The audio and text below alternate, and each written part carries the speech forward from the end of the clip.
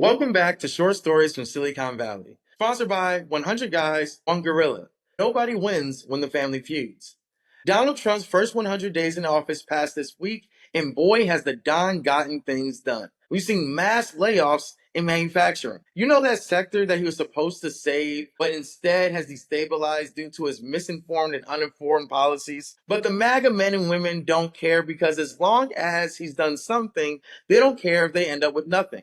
Which begs the question, is MAGA a cult, a coalition, or a community? And if it has elements of all three C's, how much do they have in common with the three Ks? Well, we've also seen a lot of progress on immigration. Instead of focusing on the undocumented and dangerous, they've chosen to focus on the black and browns that have ideologies they don't agree with or tattoos they don't understand.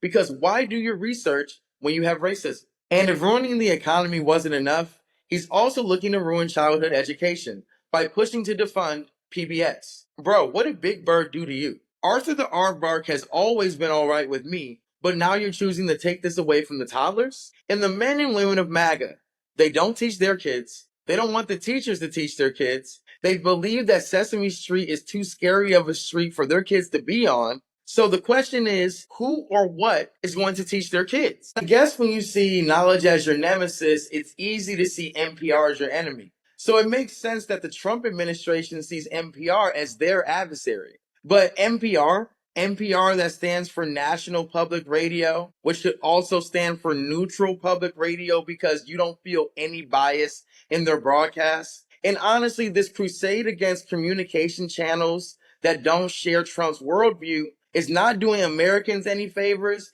and really is only doing favors to his ego. But to me, when you're in a position of leadership, you should check your ego at the door the same way that Pete Hegseth has to check his flasking at the door at the front of the Pentagon. This week's Record of the Week comes from the Prof G Pod from Professor Scott Galloway. He sat down with David Brooks, who's a columnist and writer for the New York Times and the Atlantic.